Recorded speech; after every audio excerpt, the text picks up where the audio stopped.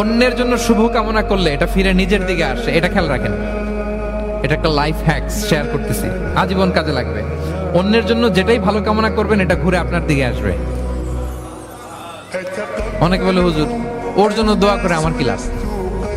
নিজের জন্য আল্লাহ আমারে মাফ করে দাও, আল্লাহ আমারে সমৃদ্ধি দাও, আল্লাহ আমার বেতন বাড়াও, আল্লাহ আমার ব্যবসায় বরকত দাও, আল্লাহ আমার ছেলেরা হাফেজ বানাও, আল্লাহ আমার বউ, আল্লাহ আমার মেয়ে, আল্লাহ আমার আমার আমার সব আমার ভালো আপনি চাচ্ছেন নিজের জন্য, অন্যদের জন্যও চান।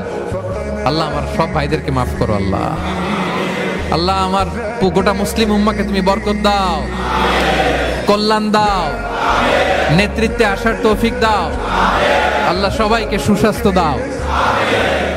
এটা ফিরে আপনার দিকে আসবে। অন্যের জন্য শুভকামনা বহুগুণ বৃদ্ধি হয়ে নিজের দিকে রিটার্ন করে। বিষ্ণু সাল্লাল্লাহু এটাই বলেছেন, মা মিন আবদিন মুসলিমিন ইয়াদউ লিআখিহি বিযাহরিল গায়বি ইল্লা ক্বালা লাহুল মালাকু ওয়া লাকা বিমিসলিন। কেউ যদি তার ভাইয়ের অনুপস্থিতি তার ভাইয়ের জন্য দোয়া করে, ফেরেশতারা ওই দোয়াটা তার জন্য আগে আগে করে। তাহলে অন্যের জন্য শুভকামনা করলে, দোয়া করলে লাভ না লস?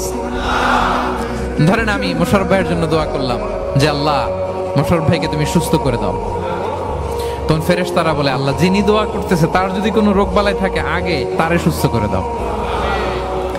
ধরেন আমি বেলায়েত ভাইয়ের জন্য দোয়া করতেছি, আল্লাহ বেলায়েত ভাইয়ের এই সমস্যা আল্লাহ তুমি দূর করে দাও, ফেরেশতারা বলবে আল্লাহ যিনি দোয়া করতেছে তার যদি এই সমস্যা থাকে আগে তারে এটা দূর করে দাও।